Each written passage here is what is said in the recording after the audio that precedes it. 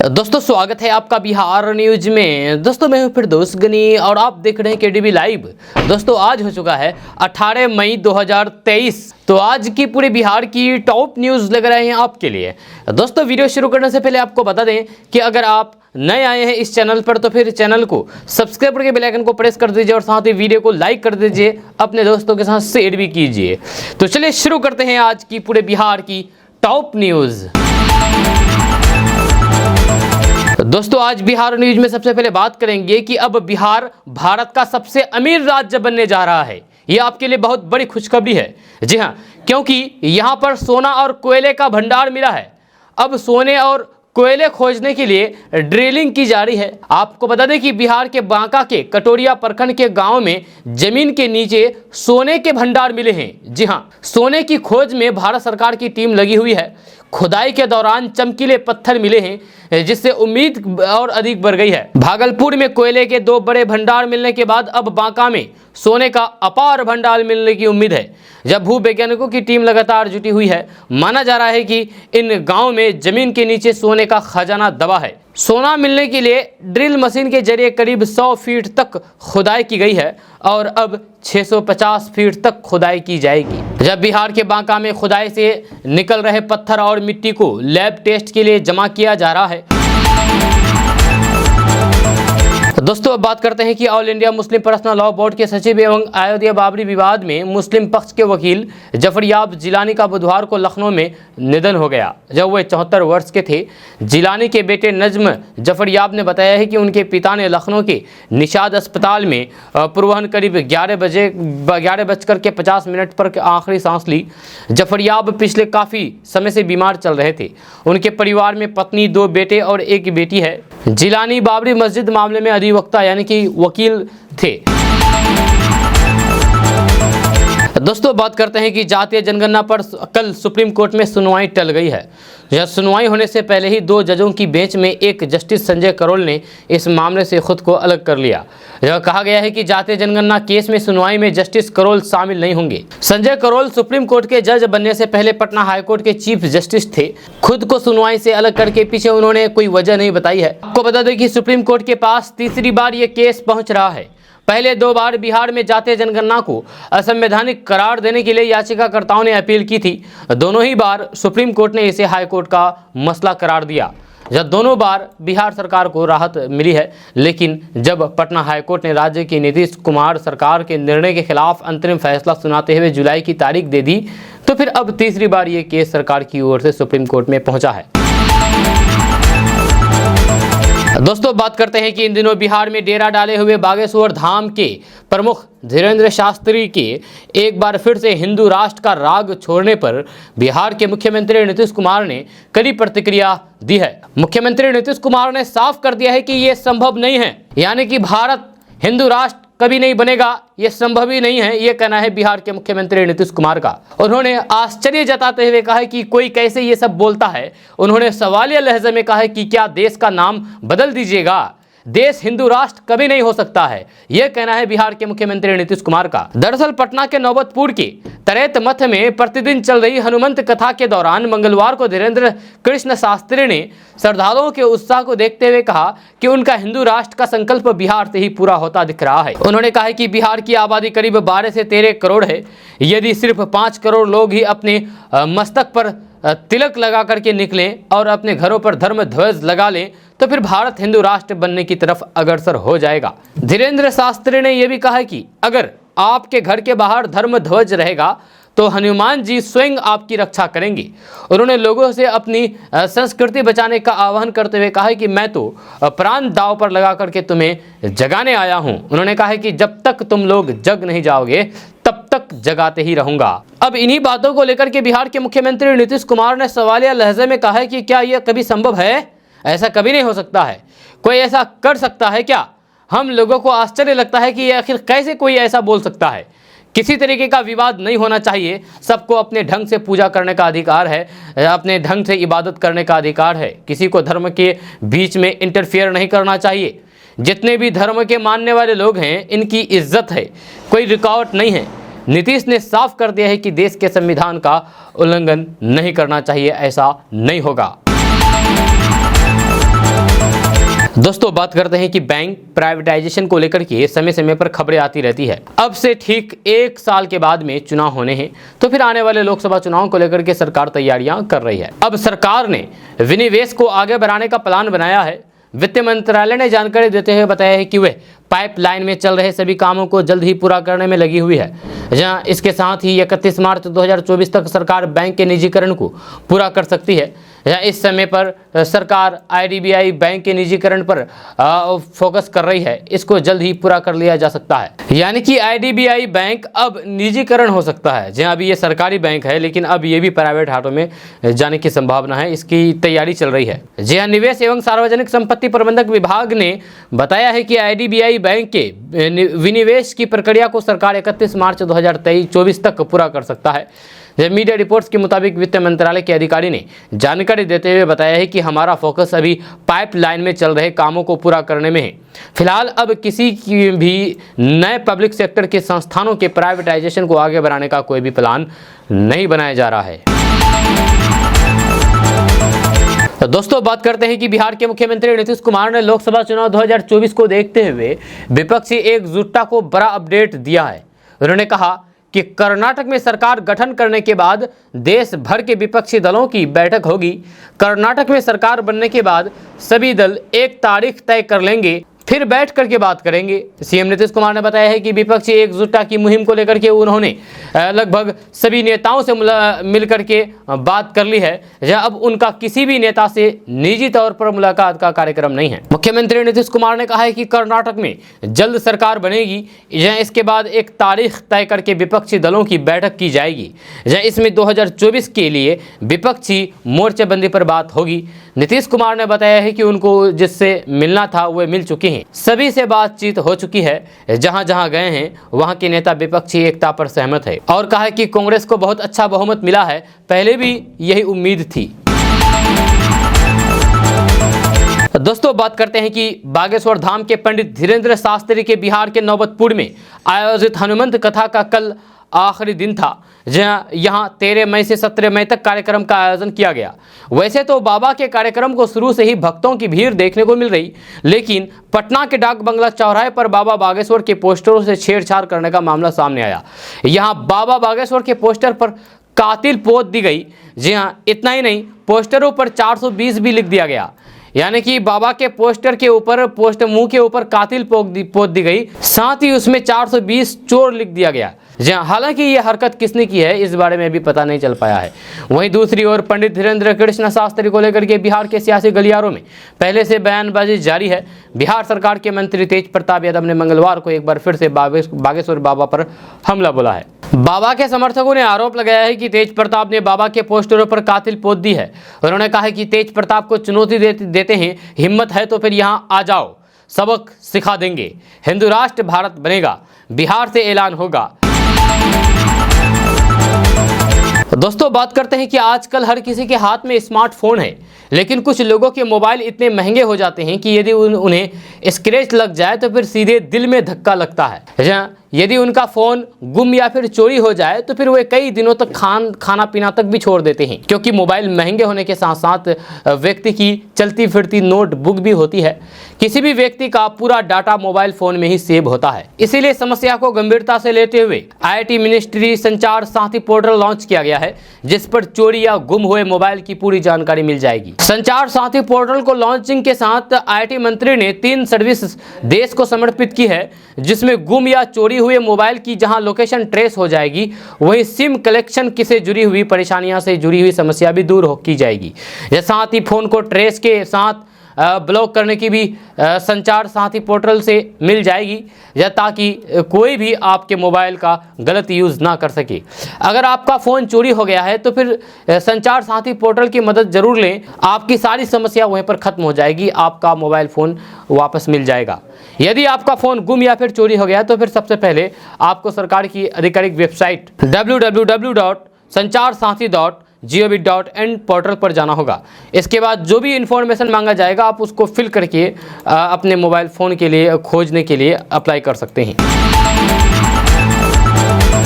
दोस्तों बात करते हैं कि बिहार बोर्ड की तरफ से पिछले दिनों 10वीं का रिजल्ट जारी कर दिया गया है। इसके बाद अब इस परीक्षा में सफल छात्र छात्राओं का 11वीं में एडमिशन लेने को लेकर के बड़ी जानकारी दी गई है। दरअसल बिहार बोर्ड की तरफ से 11वीं में एडमिशन के लिए फॉर्म का प्रारूप जारी कर दिया गया है। इसके साथ ही बोर्ड ने पिछले साल का कट ऑफ भी जारी कर दिया है, जहाँ राज्य के यानी कि बिहार के सभी +2 और कॉलेजों में 11वीं में एडमिशन की प्रक्रिया 17 मई से शुरू हो जाएगी। 11वीं में एडमिशन लेने वाले स्टूडेंट को 26 मई तक एडमिशन फॉर्म ऑनलाइन भर लेना होगा। आपको बता दूं कि स्टूडेंट ऑनलाइन आवेदन फॉर्म सहज वसुधा केंद्र पर जाकर के आवेदन कर सकते हैं। स्टूडेंट घर बैठे अपने मोबाइल फ़ोन से भी आवेदन कर सकते हैं। इसके साथ बोर्ड ने 6854 सहज वसुधा केंद्र को चिन्हित किया गया है। इसकी सूची OFSS पर देख सकते हैं। वसुधा केंद्र पर बिहार बोर्ड से 10वीं करने वाले स्टूडेंट को फॉर्म संख्या 5 भरनी होगी। दोस्तों बात करते हैं कि बिहार के भागलपुर से एक अजीब मामला सामने आया है, जहां वरमाला पहनने से के वक्त दूल्हे को देख करके दुल्हन ने शादी से इनकार कर दिया, जिसके बाद जम करके विवाद हो गया। परिवार वालों ने दुल्हन को मनाने की कोशिश की, इसके बाद भी शादी के लिए राजी नहीं हुई। आपको बता दें कि शादी में जयमाला के वक्त स्टेज पर दूल्हे को देखने के बाद दुल्हन का मूड खराब हो गया।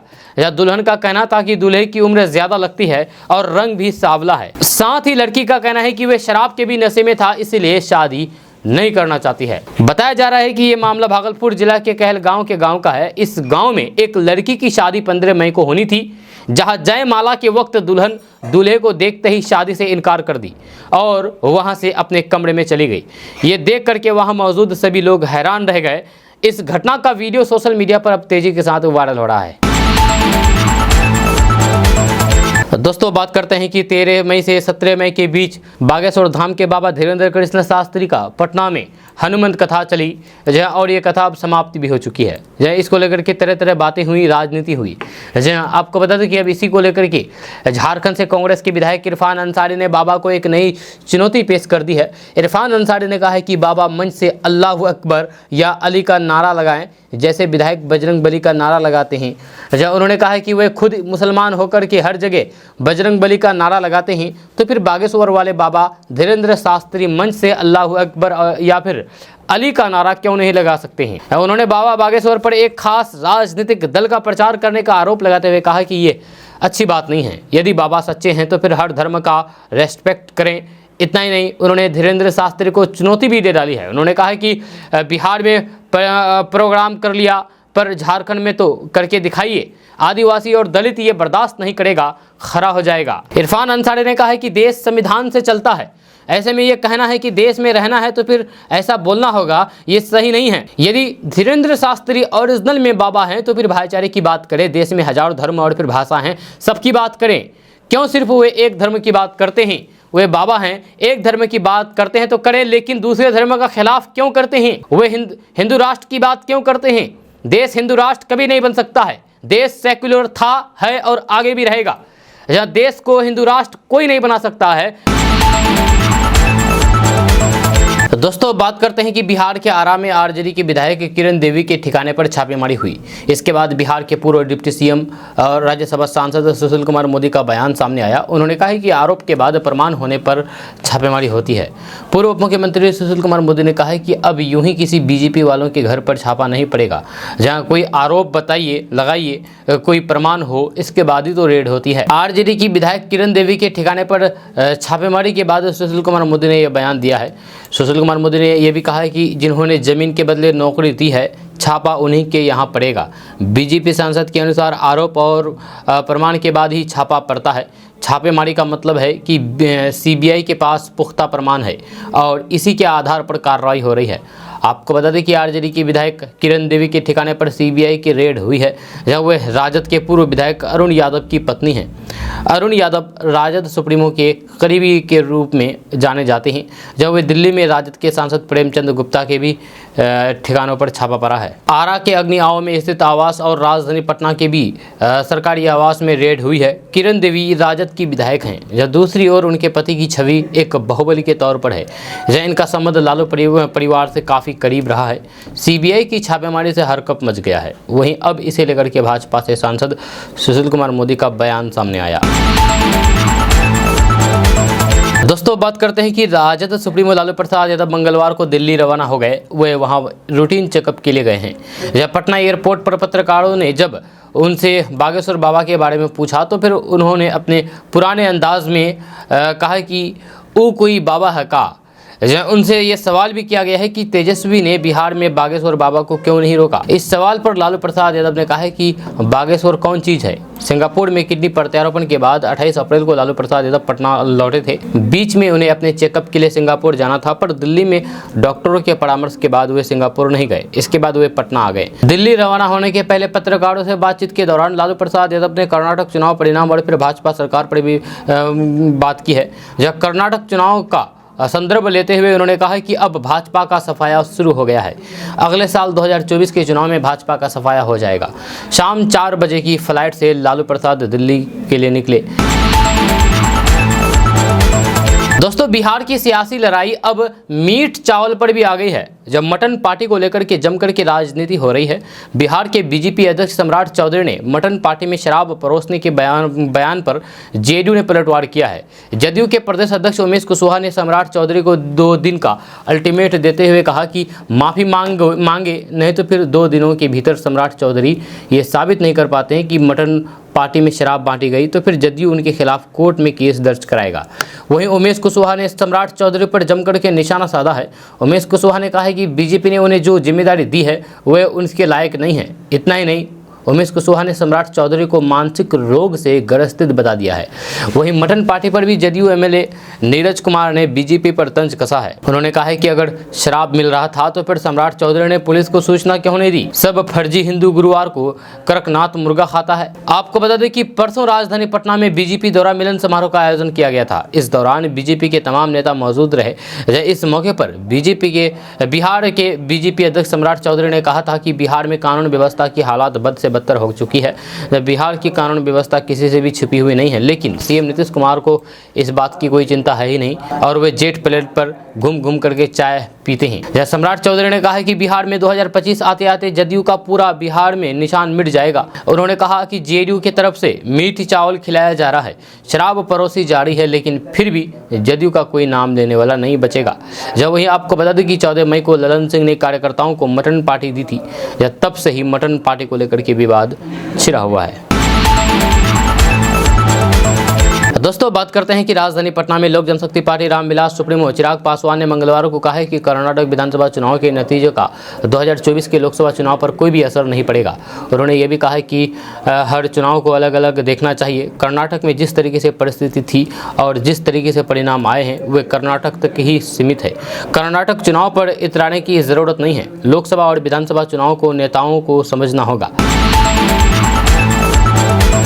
दोस्तों बात करते हैं कि राष्ट्रीय लोक जनता दल के अध्यक्ष उपेंद्र कुशवाहा को केंद्र सरकार ने अब एक और बड़ा उपहार दिया है। केंद्र सरकार ने अब उन्हें जेड कैटेगरी की सुरक्षा प्रदान करने का फैसला किया है। इंटेलिजेंस ब्यूरो यानी कि आईबी की रिपोर्ट मिलने के बाद आरएलजेडी के अध्यक्ष उपेंद्र कुशवाहा को जेड श्रेणी की सुरक्षा प्रदान की गई है। गृह मंत्रालय ने खुफिया ब्यूरो द्वारा मिलने वाली खतरे की रिपोर्ट को देखते हुए इनकी सुरक्षा बढ़ा दी है। मिली जानकारी के अनुसार उपेंद्र कुशवाहा को सीआरपीएफ कमांडो जेड श्रेणी की सुरक्षा मुहैया कराएंगे। जहां उन्हें ये सुरक्षा बिहार और दिल्ली में मिलेगी। जब उपेंद्र कुशवाहा की जेड श्रेणी की सुरक्षा के लिए कुल 33 सुरक्षा गार्ड तैनात किए जाएंगे। उपेंद्र कुशवाहा को सशस्त्र बल सुरक्षा प्रदान की जाएगी।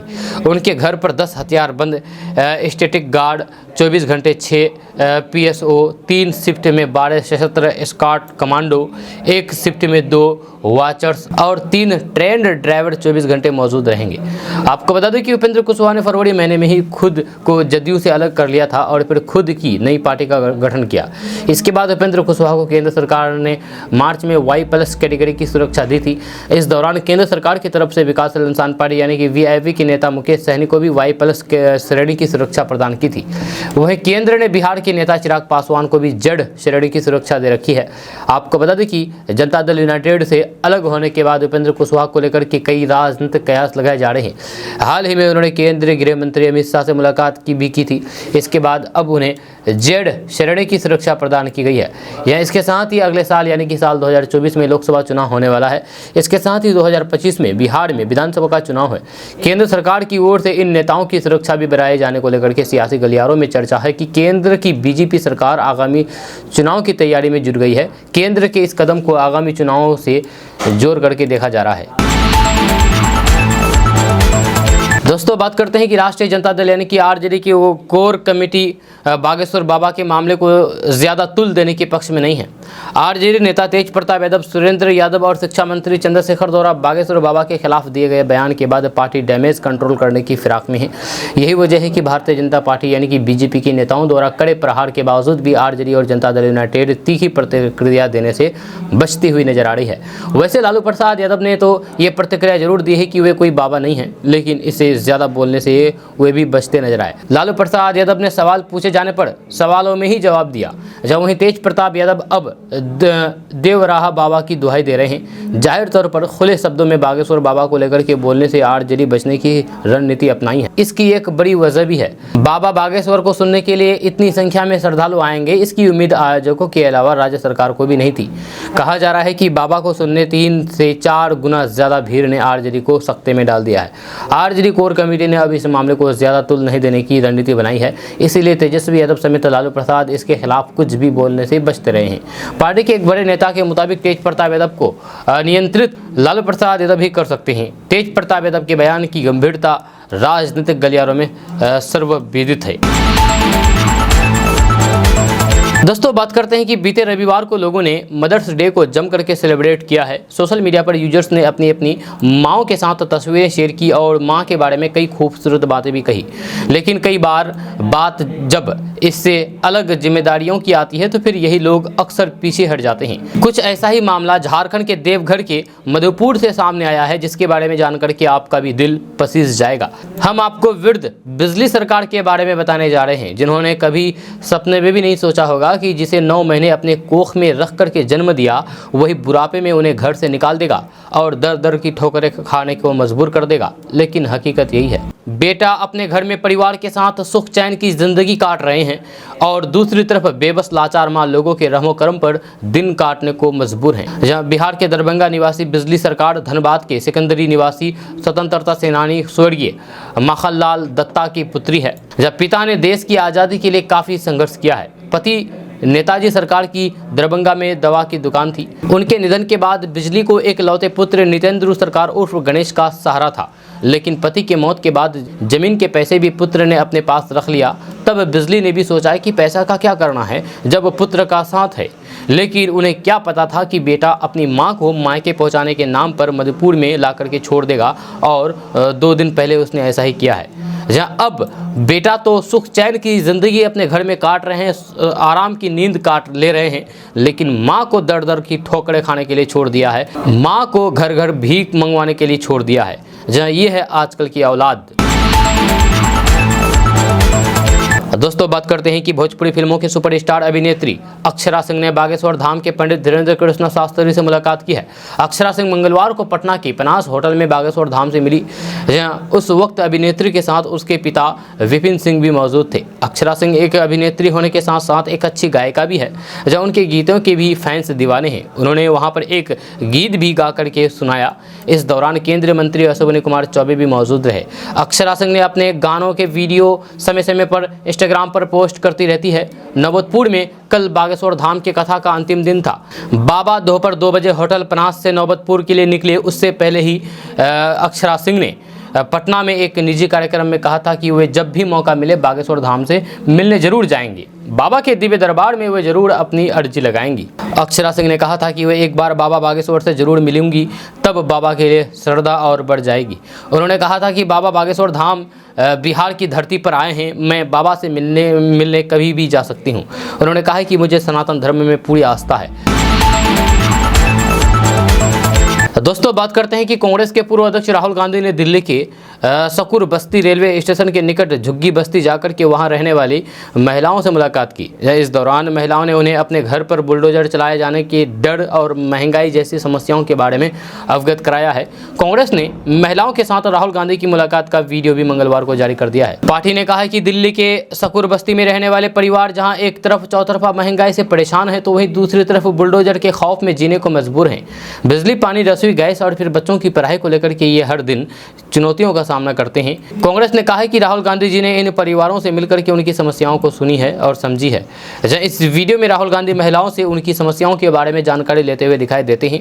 इन महिलाओं ने कहा है कि उन्हें सबसे बड़ा डर इस बात का लगता है कि उन्हें कहीं उनका आशियाना ना तोड़ दिया जाए। वीडियो में कुछ महिलाएं महंगाई और फिर खास करके एलपीजी सिलेंडर के बढ़ते हुए दाम को लेकर के शिकायत करती दिखती है। तो दोस्तों, हज इस्लाम में एक महत्वपूर्ण धार्मिक आयोजन है। इस्लाम में 5 फर्ज बताए गए हैं: कलमा, रोजा, नमाज, ज़कात और हज। कलमा का अर्थ है, यानी कि कलमा का मतलब है पैगंबर मोहम्मद साहब और उसके रसूल पर यकीन रखना। तो रोजा का मतलब है रमज़ान के समय एक तरह का उपवास करना। नमाज यानी कि खुदा को याद करना। ज़कात यानी कि दान पुण्य करना। और 5वां है हज करना, यानी कि तीर्थ यात्रा का बोल सकते हैं आप। कुछ लोग सोच रहे होंगे कि आखिर ये हज क्या है। तो हज अरबी भाषा का शब्द है जिसका अर्थ है यात्रा करने का इरादा करना। इस्लामिक धार्मिक मान्यताओं के अनुसार शारीरिक और आर्थिक रूप से सक्षम हर मुसलमान को पूरे जीवन में कम से कम एक बार हज यात्रा जरूर करनी चाहिए। इस्लाम धर्म की मान्यताओं के अनुसार पैगंबर इब्राहिम को अल्लाह ने एक तीर्थ स्थान बनाने के लिए कहा था, यानी कि हज करने के लिए एक ढांचा का निर्माण करने के लिए कहा था। अल्लाह के आदेश का पालन करते हुए इब्राहिम और उनके बेटे इस्माइल ने पत्थर से एक छोटी सी इमारत बनाई।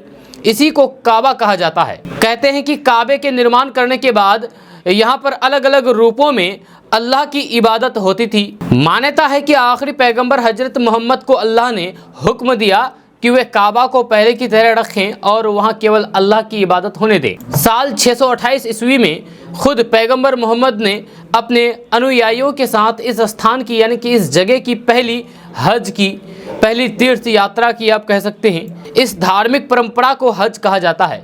इसके बाद हर साल दुनिया भर के मुस्लिम सऊदी अरब के मक्का में हज के लिए पहुंचते हैं। हज में 5 दिन लगते हैं और ये ईद उल अजहा यानी कि बकरीद के साथ पूरी होती है। अनुमान है कि इस साल 26 जून से हज यात्रा शुरू हो जाएगी। इस साल 90 दिनों के लिए टूरिस्ट वीज़ा पर सऊदी अरब जाने वाले लोग हज के समय में हज और उम्रा नहीं कर पाएंगे। सऊदी अरब के हज और उम्रा मंत्रालय ने कहा कि पर्यटक वीज़ा समाप्त होते ही यहाँ से चले जाएं। साथ ही इस साल मक्का में दाखिल होने के लिए व्यक्ति और वाहन दोनों का परमिट दिखाना अनिवार्य होगा। इस वीडियो को बनाने का मकसद ये है कि जो भी भाई हज करने के लिए जाना चाहते हैं वो वहां पर टूरिस्ट वीज़ा समाप्त होते ही वहां से निकल जाएं, नहीं तो फिर मुसीबत में फंस सकते हैं। क्योंकि सऊदी अरब हज कमेटी द्वारा, हज मंत्रालय द्वारा ये आदेश जारी कर दिया गया है। जब बहुत से लोगों को नहीं मालूम है, इसीलिए इस वीडियो को बनाने का मकसद यही है और उन लोगों को ये पता चले कि टूरिस्ट वीज़ा के तहत जो हज यात्रा करने के लिए जाते हैं उसका नियम क्या है। अगर आप हज करने के लिए जाना चाहते हैं तो बेशक आप जा सकते हैं और उसके नियम को पालन करना अनिवार्य होगा। जहाँ आप उसके नियम को पालन करते हुए हज करने के लिए जाएं और फिर वापस वहाँ से लौट जाएं। दोस्तों, बात करते हैं कि हाइपरटेंशन एक ऐसी खतरनाक बीमारी है जिसमें धमनियों में ब्लड का प्रेशर काफ़ी बढ़ जाता है। जब ब्लड का प्रेशर बढ़ता है तो फिर धमनियों में ब्लड के फ्लो को नॉर्मल बनाए रखने के लिए दिल को सामान्य से ज़्यादा काम करना पड़ता है। वैसे तो हाइपरटेंशन के कई कारण हो सकते हैं, लेकिन इनमें से एक कारण मोबाइल का ज़्यादा इस्तेमाल करना भी है। जहाँ European heart journal digital health में हाल ही में पब्लिश एक नए रिसर्च के मुताबिक अगर आप मोबाइल फ़ोन पर एक हफ्ते में 30 मिनट या फिर इससे ज़्यादा समय तक बातचीत करते हैं तो फिर आप में हाई ब्लड प्रेशर का खतरा बढ़ सकता है। रिसर्चर्स ने रिसर्च में पाया है कि फ़ोन पर 30 मिनट से कम बात करने वालों की तुलना में हर हफ्ते आधे घंटे या फिर उससे ज़्यादा समय तक फ़ोन पर बात करने वालों में हाइपरटेंशन यानी कि हाई ब्लड प्रेशर का खतरा 12% ज़्यादा होता है। चीन के ग्वांगझू में सदर्न मेडिकल यूनिवर्सिटी के प्रोफेसर और इस रिसर्च के लेखक डिजाइन यू किंग ने कहा कि जो लोग अपने मोबाइल फ़ोन पर जितनी देर तक बात करते हैं उसके दिल पर उतना ही ज़्यादा प्रभाव पड़ता है।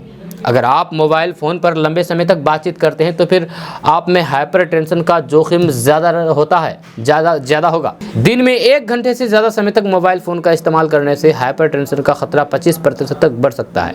हाइपरटेंशन हार्ट अटैक और स्ट्रोक के लिए एक बड़ा जोखिम कारक है। रोग नियंत्रण और रोकथाम केंद्र के मुताबिक अमेरिका में लगभग आधे वयस्क यानी कि 47% या फिर लगभग 116 मिलियन लोग हाइपरटेंशन की समस्या से जूझ रहे हैं। रिसर्च के लेखकों के मुताबिक mobile phone radio frequency energy उत्सर्जन करते हैं जो ब्लड प्रेशर में बढ़ोतरी से जुड़ा हुआ होता है। जी हाँ, सितंबर 2022 में पब्लिश एक स्टडी में पाया गया था कि मोबाइल का ज़्यादा इस्तेमाल बच्चों और किशोरों में हाई ब्लड प्रेशर का कारण बन रहा है।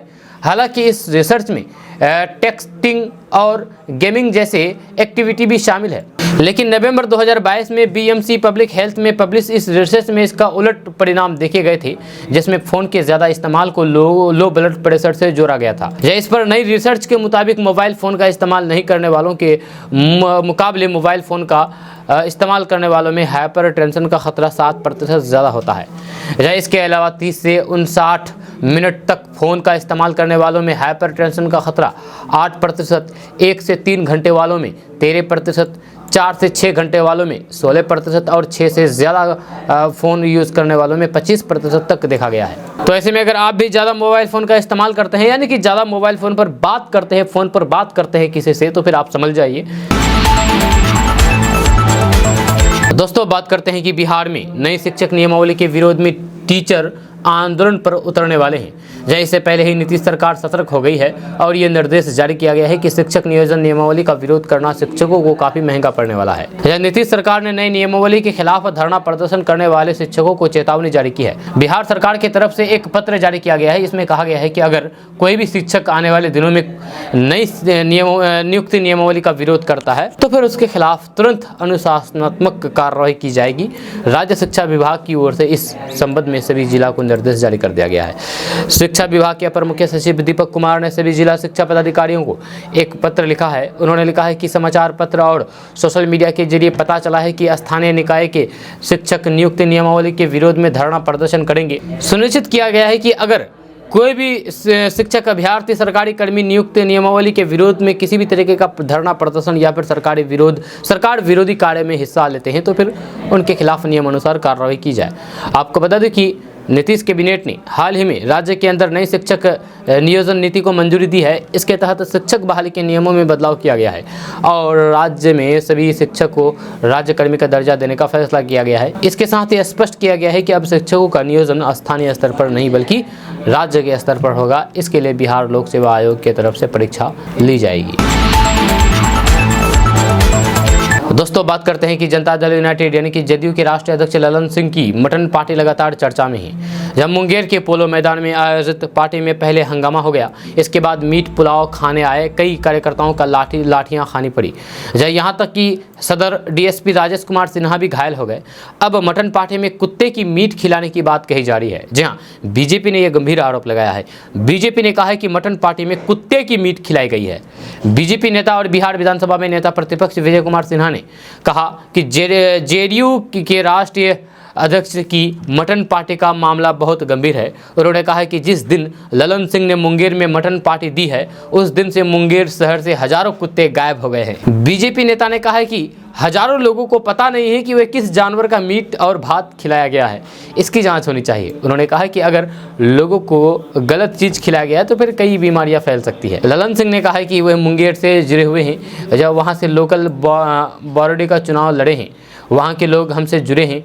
वहाँ के कई लोग बता रहे हैं कि भोज के दिन से हजारों कुत्ते गायब हैं। इसके साथ ही विजय सिन्हा ने मटन पार्टी पर तंज कसते हुए कहा कि मीट खिलाने से वोट नहीं मिलता। बहुत मीट खिलाने वाले हुए, एक तो ऐसे भी थे जो जानवरों का क्या इंसानों का भी मीट खाते थे, उसका हश्र क्या हुआ सब जानते हैं। इसके साथ ही विजय कुमार सिन्हा ने यह भी आरोप लगाया है कि मटन भोज के नाम पर ठेकेदारों से पैसे वसूला गया है। उन्होंने कहा है कि इसकी जाँच कराई जानी चाहिए। विजय कुमार सिन्हा ने कहा है कि बिहार सरकार से नहीं बल्कि इसकी जांच हाईकोर्ट के सिटिंग जज से कराया जाए। दोस्तों, बात करते हैं कि बिहार के पूर्णिया में नगर अंचलाधिकारी अशोक कुमार के खिलाफ न्यायालय ने सख्त रुख अपनाते हुए गैर जमानती वारंट जारी कर दिया है। मामला वकील के संयुक्ता कुमारी के जमीन जमाबंदी के साथ छेड़छाड़ का है। जहां कोर्ट के आदेश पर उपस्थित नहीं होने को लेकर के फर्स्ट क्लास जुडिशियल मजिस्ट्रेट मासूम खन्ना की अदालत ने नगर अंचलाधिकारी के खिलाफ गैर जमानती वारंट जारी कर दिया है। जहां इतना कुछ होने के बाद भी नगर प्रखंड के अंचलाधिकारी अशोक कुमार बिना किसी रोक टोक के अपने दफ्तर का काम करने में व्यस्त हैं। जमीन से जुड़े एक मामले में न्यायालय ने नगर अंचलाधिकारी अशोक कुमार के खिलाफ सख्ती अपनाते हुए गैर जमानती वारंट जारी कर दिया है। एडवोकेट संयुक्ता कुमारी ने न्यायालय में एक मामला दर्ज करवाया था जिस पर अंचलाधिकारी अशोक कुमार पर जमीन जमाबंदी मामले में छेड़छाड़ करने का आरोप लगाया था। दोस्तों बात करते हैं कि बिहार में मानसून इस बार थोड़ी देर से दस्तक देने वाला है।